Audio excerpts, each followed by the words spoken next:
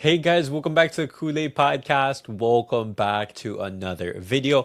On today's video, guys, we're going to be talking about Ter Stegen because could there be some turmoil between Ter Stegen, Barcelona, Hansi Flick? We're going to be talking about that, talking about the goalkeeper situation, and then as well talking about some transfer news as Gerard Martín has received some interest from abroad alongside Fermín López. Chelsea interested in the Spaniard. But guys, before I get started on the video, make sure to follow me on all my social media platforms. Everything's posted down below in the description. And as well, the link to become a member is also posted down below. But as always, guys, let's get started with the video.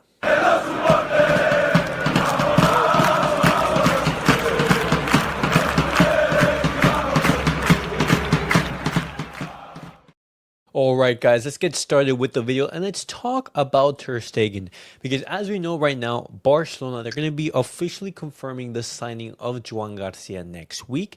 Barcelona, they're also going to renew 𝐉𝐔𝐒𝐓 as the backup goalkeeper, and with those two signings slash renewals, Barcelona, they're not leaving a lot of space for Ter Stegen or Iñaki Peña. We know that Iñaki Peña is most likely going to be leaving the club, and so Barcelona, they're going to have three starting goalkeepers. You're going to have Joan García as the number one. Barcelona, they've told him, you're going to be the starter. You're going to be our number one choice in that goalkeeper position. Hansi Flick, he has asked for him, and 𝐉𝐔𝐒𝐓 apparently is going to become the number two. And so after, Barcelona sort of finish this sort of like international break and the summer transfer window really opens and we're able to make signings and everything, they're going to sit down with Ter Stegen and look for an exit for the German goalkeeper. And this at first coming off guard because you're thinking, hey, Barcelona have gone in straight in for Joan Garcia. They've basically made a 180. Reports in the media were saying, hey, Barcelona, they're not looking at a goalkeeper, they're not prioritizing it. But very quickly, that sentiment changed, and Barcelona went all out for Joan Garcia. And so I want to give you this report by Sport on a apparent reason why that happened. Now, I don't want to take this at face value. You could look into it and you say, hey, could this potentially be true? Because of course, you never want to believe 100% of the things that are said in the media, but it does give some insight. And so according to this report by Sport, the reason why Barcelona and Hansi Flick they decided to move on from Ter Stegen is because of his attitude after returning from injury. Apparently, Ter Stegen's agent, alongside Ter Stegen, they contacted Deco to inform him that after his injury he was fully fit, and he wanted to start in that second leg against Inter. Now Ter Stegen, he was out for the majority of the season, recovering from that injury. But when he did come back, he was feeling good. He was giving public statements into the media saying, hey, I'm ready to play. I'm ready to go and everything. And he was basically causing some noise in the media, and just adding pressure on either like Hansi Flick or on 𝐉𝐔𝐒𝐓 in general and everything. And Ter Stegen, he was upset that Flick didn't register him in place of 𝐉𝐔𝐒𝐓 for that semifinal. And if you guys don't remember, Barcelona, they didn't have space to register both Ter Stegen and 𝐉𝐔𝐒𝐓 for that UCL semifinal clash. If Ter Stegen was to play in that UCL semi, then 𝐉𝐔𝐒𝐓 would have to be unregistered, and that didn't make sense. 𝐉𝐔𝐒𝐓, he has been playing, for the majority of the season after Ter Stegen has, gotten injured, and you're not going to mess things up. You're not going to change the system just because Ter Stegen is coming back. With, such a huge game coming up, with one of the most decisive of the season, you're going to want to, do everything that you have been doing for the past couple of weeks slash month. And so because of this, because of Ter Stegen not being, Ter Stegen being upset and not being able to play in that semifinal game, he didn't travel with the team to Italy. And when you look at, other players who were injured, for example, like Koundé, he did travel. So it doesn't give a good look. And, although Barcelona, they were already considering his future because of the injuries and everything, his attitude and his insistence on playing after the injury, it didn't sit well with Hansi Flick and the staff, and they were apparently furious at Ter Stegen. And it's sort of understandable, because why would you be causing noise, adding pressure onto the team when you're going to be playing such a huge game coming up? And so after those demands, it sparked tensions in the dressing room.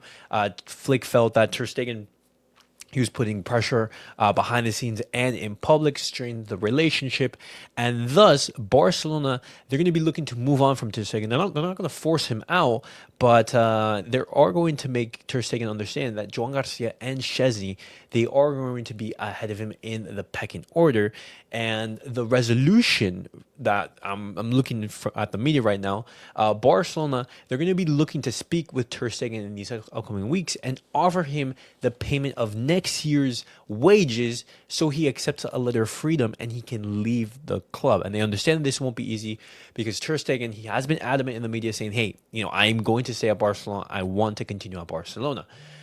And looking at everything, I think this is going to be tough to handle. Looking at the reports, I think it's understandable. I don't know whether to believe this report from Sport. On the one hand, you're thinking, like, could it be crazy to believe? No, because you're saying he has done this in the past. You're thinking about that time in 2015, 2016, when the competition was between him and Claudio Bravo. He went to the club and said, hey, make me the starting goalkeeper, send Claudio Bravo away, or make him the secondary goalkeeper because I am the number one. If not, I'm going to be Man City.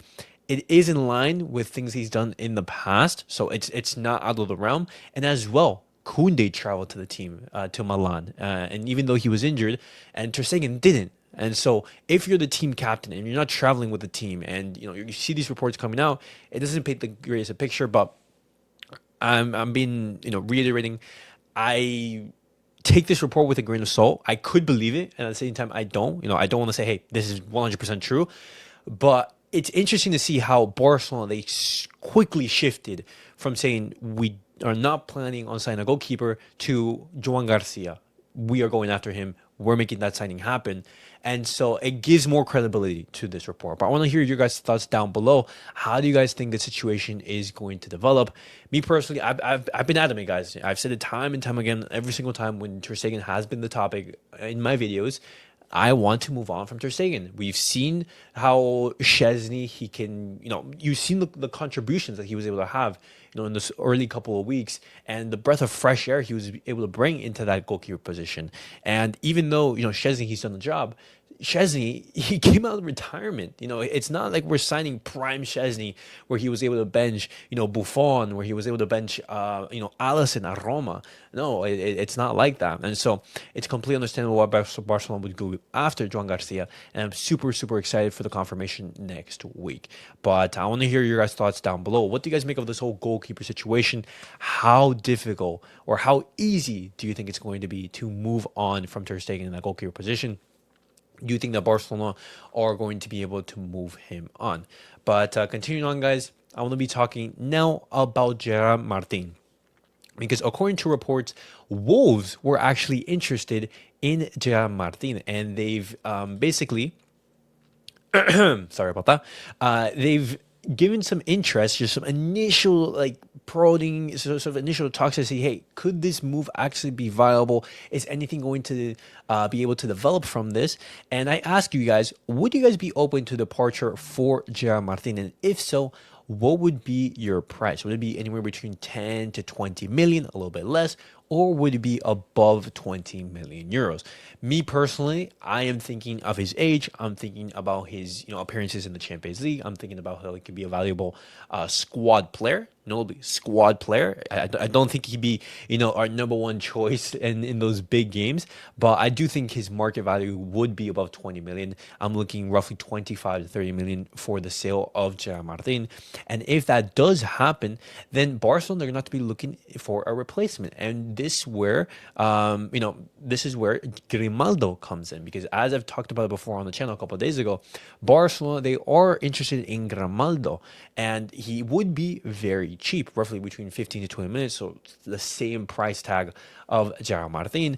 But the only issue would be, would he be okay with being the substitute to Balde? He'd be an attacking profile, he'd be an attacking wing back, he'd be able to play in those games where we'd have to break down these low block teams and everything. But would he be fine with that role in the squad? We know that Gerard Martín is, but would Grimaldo be? And so when you talk about Barcelona's overall summer, when you talk about their transfer plans, if Barcelona, they are able to sign a goalkeeper, which is going to happen, we are going to sign Joan García. If we're able to sign maybe a Grimaldo and a left winger, whether that be Nico Williams, Lookman, maybe, a Rafa Leao necessarily, it could be an absolute fantastic summer, a 10 out of 10, because we've basically touched upon all the bases that we do need to solve. And the last transfer news I want to talk about is in regards to Fermín López, because Chelsea, they have offered Barcelona a swap, Christopher Nkunku for Fermín López, and how Barcelona, they rejected that deal and saying, hey, this is not going to happen unless Fermín López personally asked the club that he wants to leave in favor for more playing time. And so, looking at everything, I'm happy that Barcelona rejected that. I think Fermin Lopez has much more quality than that of Nkunku. He's been vital this season for Barcelona, chipping in some very key moments.